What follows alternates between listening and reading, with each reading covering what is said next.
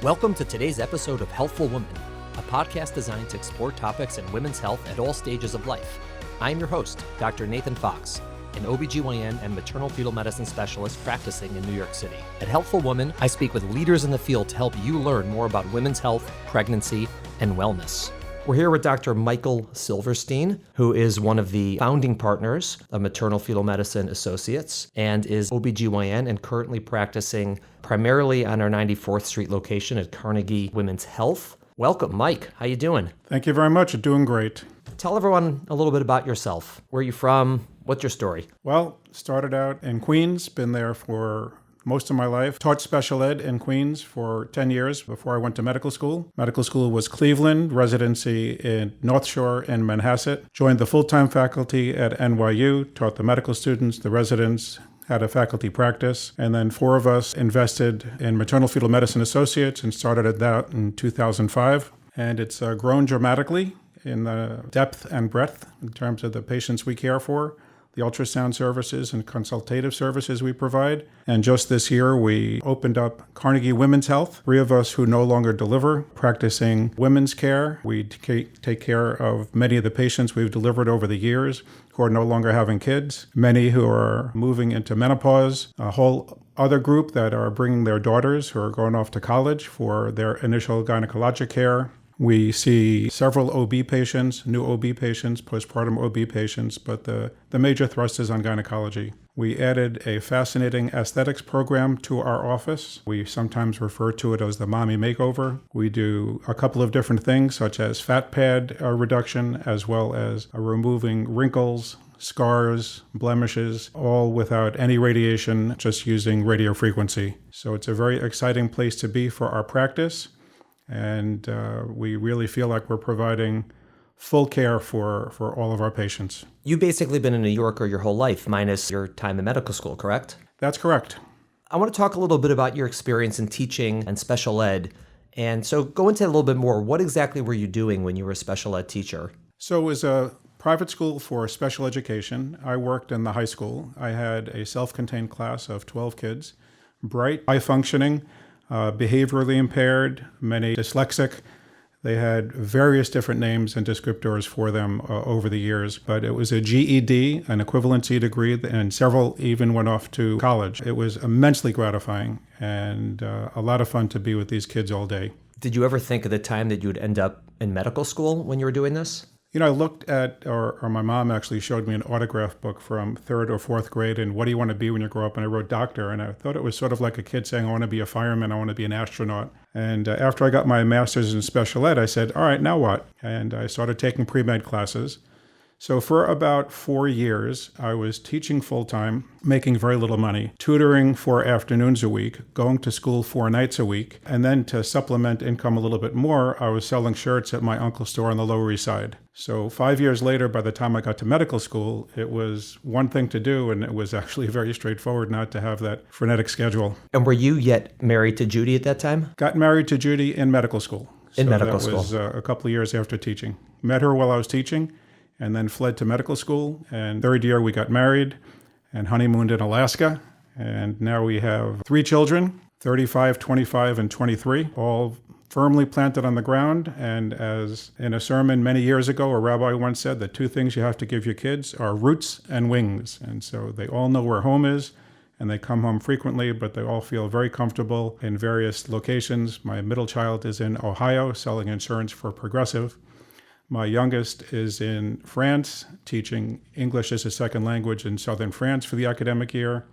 And my older son is in a startup in Manhattan. So they all are doing great, and we remain immensely close and see each other every chance we get. And are they all proper Mets fans, like Judy? They have to be, absolutely. You know, Judy's dad from the Bronx and was himself not a professional, but a minor league pitcher in his day. My earliest memories of baseball were sitting on my grandfather's lap watching the '69 World Series. You know, Shea Stadium over the years and Citi Field now, just devout Met fans. They say the Mets are the cicadas of Major League Baseball.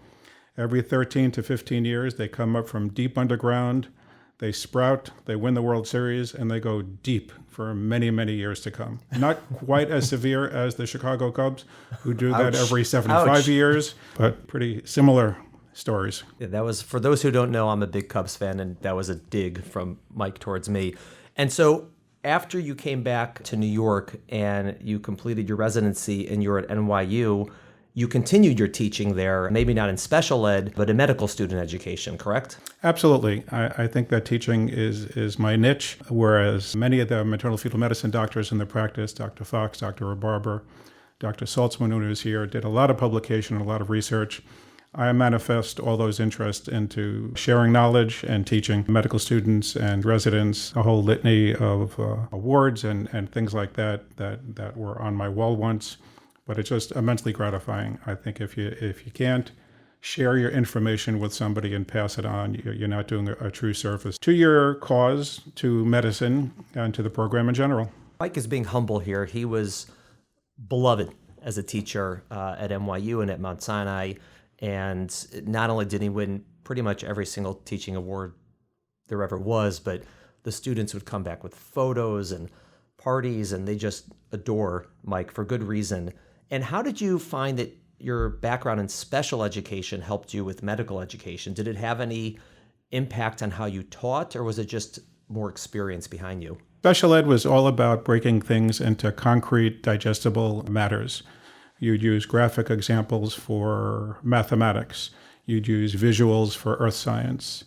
You would show videos for history. Just trying to break things down into the simplest forms. And that translated very easily into medicine.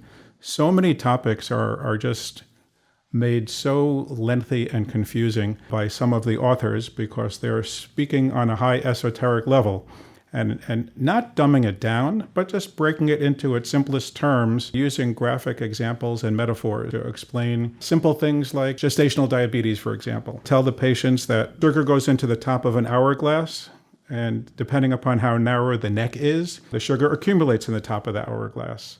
And so if you have little bits at a time, your sugar is never going to go up.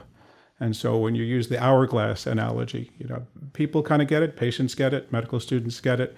I don't think anybody feels they're condescended to. They just appreciate the graphic example. And I think that that's actually an important point when you shifted from medical student education and resident education to how you speak to patients and how you teach them. And there's so much overlap because obviously medical students have some degree of knowledge, but generally they don't. And the patients we see also, they're bright and they're eager and they're able to learn, but they just don't have the information. And so much of what you do when you teach medical students spills over to what you do and how you speak to patients and how you talk to them and explain things to them and try to get them to understand. Would you agree with that? 100%. And certainly listening to the students when you're dealing with them on an individual basis, listening to the patient, trying to get their perspective, their understanding. And it's especially important when you deal with patients who are themselves physicians or professionals or scientists.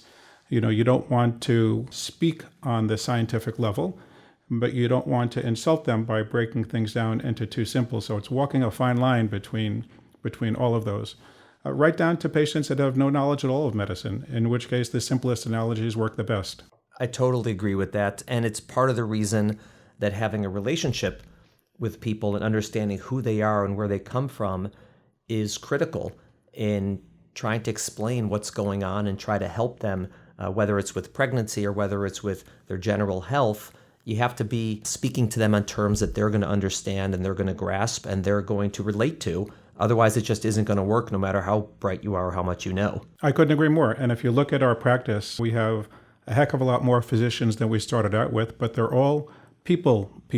They're all people that relate, that listen, that communicate, and are compassionate and empathetic. And besides being excellent physicians, they've made enormous relationships with patients, some fresh out of residency, some after coming to us other practices for 10 or 15 years.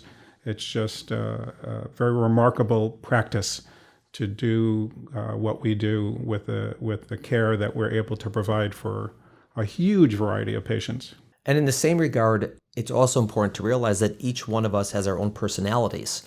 I was just speaking to someone yesterday and they asked me, what is my technique in terms of talking to people in a difficult situation, how to make it more calm or whatever? And I said, I am who I am, right? If you have to just sort of be your personality and guide that. And Mike, you're very well known for your personality. And I always tell people you're very shy, very reserved, you stay in your shell. Is that a good description of who you are? That pretty much summarizes exactly who I am. I was never calm. I was never shy. I've never had any difficulty speaking in public, speaking in private. But it's also very important to sit back and listen. So you can't just be out there and making loud noises, which I've been known to do from time to time. But it's also important to listen and really hear what people are saying and what patients are saying. And truthfully, that's been the most difficult for me. I've been in medicine for 25 years now. I'm in my 60s. I still ski. I still bike ride. I exercise every day. So I don't feel like I'm in my 60s.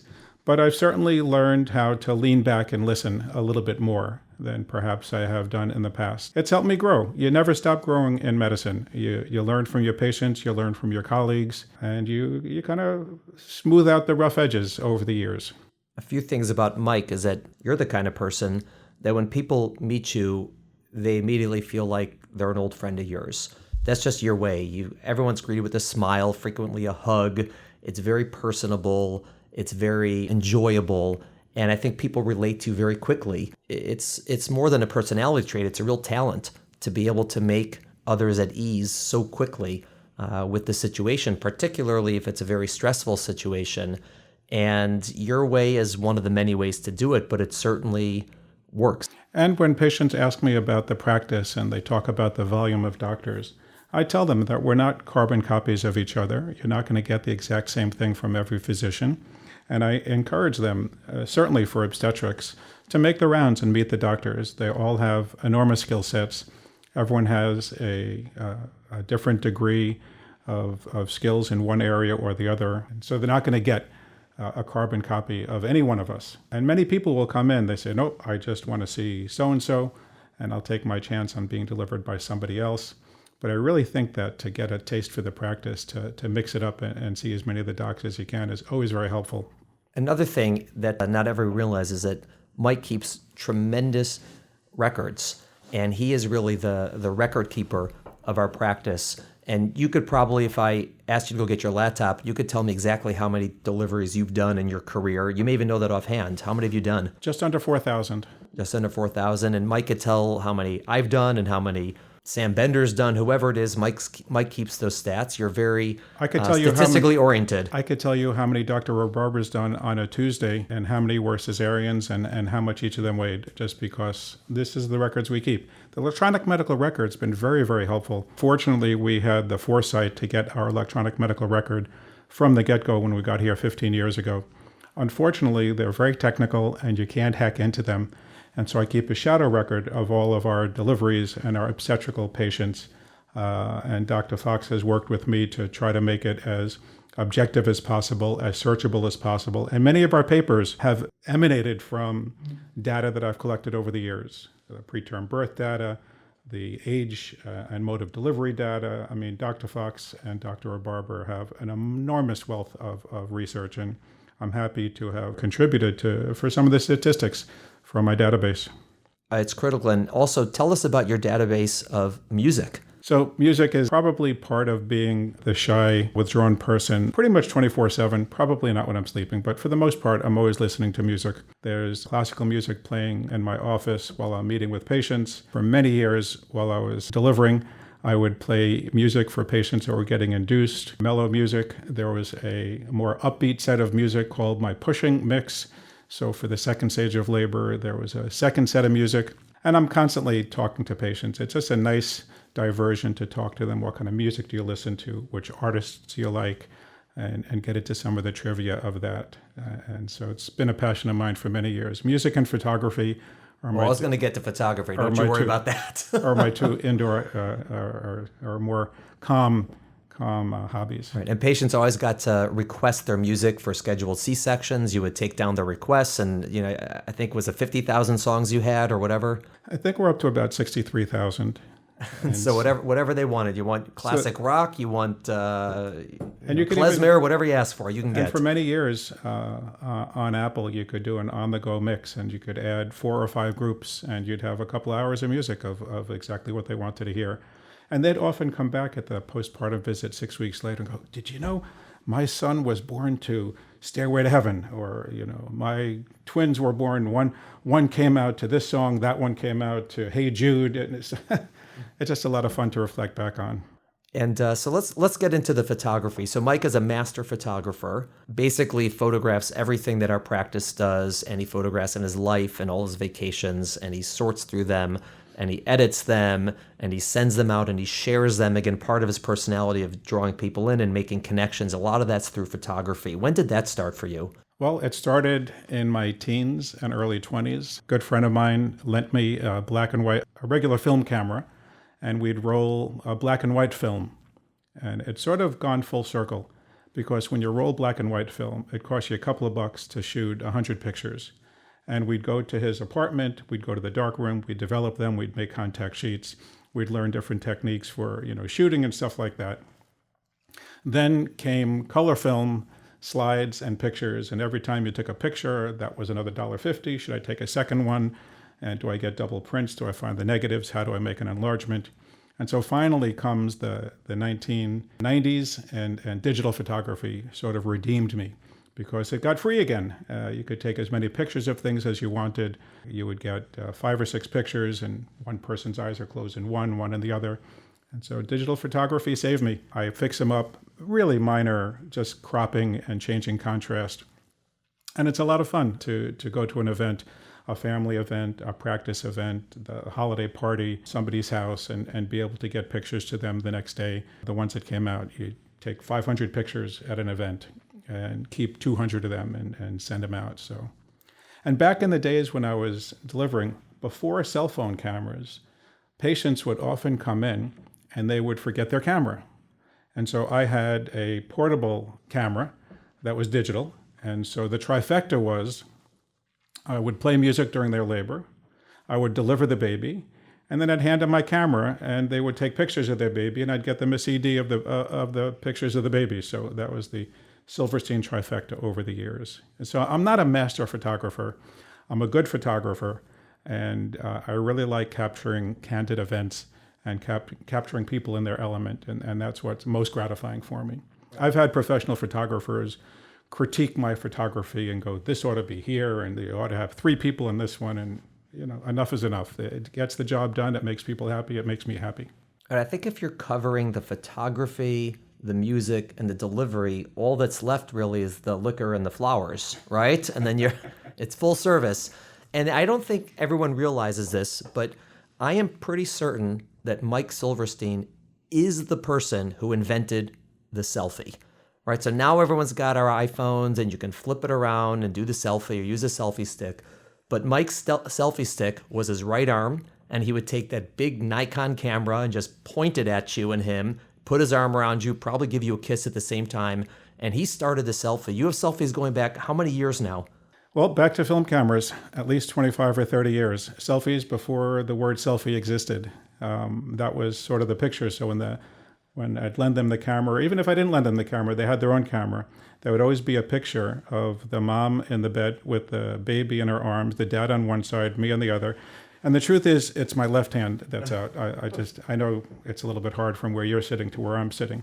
And just even whether it's with their camera or my camera, get a selfie of us. And so I have a whole series of pictures of kids I've delivered with parents, the baby, and me in the same picture. So now that we know who you are, whether you call yourself a master photographer or not, in my eyes, you're a master photographer, a physician, somewhat of a comedian. Tell me about, what have you learned in medicine over the years? You said you've been doing this a long time, met so many people, things have changed. Most importantly, I would say it's about the relationships that you develop over the years. Most people have a couple of dozen friends, a few dozen friends. I feel like I have several thousand friends. I've learned that the relationship is probably the most important thing about my career. I feel like I'm practicing outstanding medicine, even occasionally saving lives. But the part that rings my bell the most is seeing a patient that I might have delivered 20 years ago, talking about their health, talking about their care, where they're at medically, and then spending the rest of the time showing pictures of our kids and sharing what we're doing professionally and personally.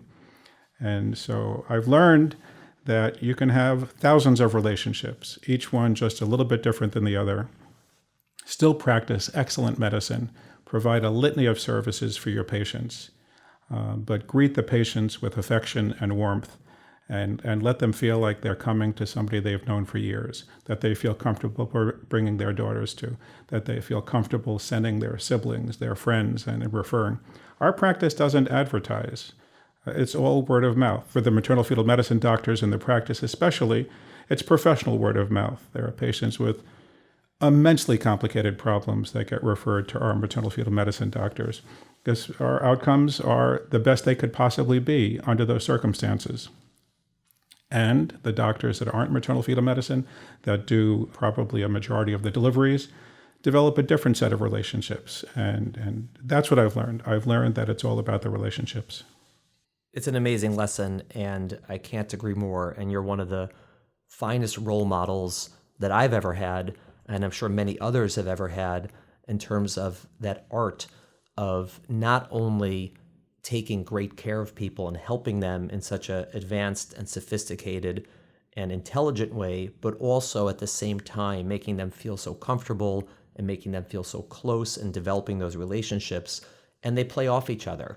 And having that relationship definitely helps you help them with their health care. And just so our listeners know, currently you're practicing where? Where's your main location? So as of 2 months ago, 3 of us, Dr. Stephanie Lamb, Dr. Aaron Gottlieb, and myself, opened a brand spanking new office called Carnegie Women's Health. It's on 94th Street, smack dab between the Q train and the 6 train, just above 2nd Avenue. We, the practice, that is, invested a chunk of change and ripped out all the walls down to the studs and have a brand spanking new practice. We have a consultative room. We each have our offices. We have comfortable exam rooms. We have an aesthetics room to deal with, again, what I talked about before, fat pad removal, wrinkles, scars, things like that. 2 dedicated medical assistants, front office staff, great coffee maker in the front, crackers included.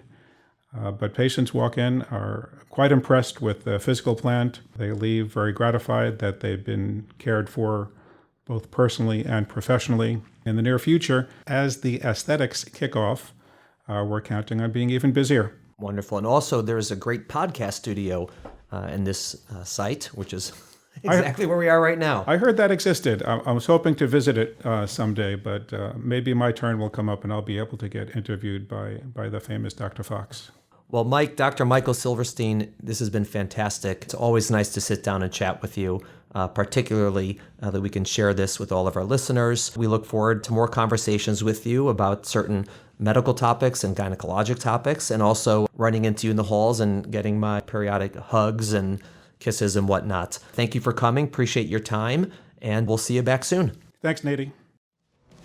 Thank you for listening to the Healthful Woman podcast. To learn more about our podcast, please visit our website at www.healthfulwoman.com. That's HEALTHFULWOMAN.com. If you have any questions about this podcast or any other topic you would like us to address, please feel free to email us at hw@healthfulwoman.com. Have a great day. The information discussed in Healthful Woman is intended for educational uses only and does not replace medical care from your physician. Healthful Woman is meant to expand your knowledge of women's health and does not replace ongoing care from your regular physician or gynecologist. We encourage you to speak with your doctor about specific diagnoses and treatment options for an effective treatment plan.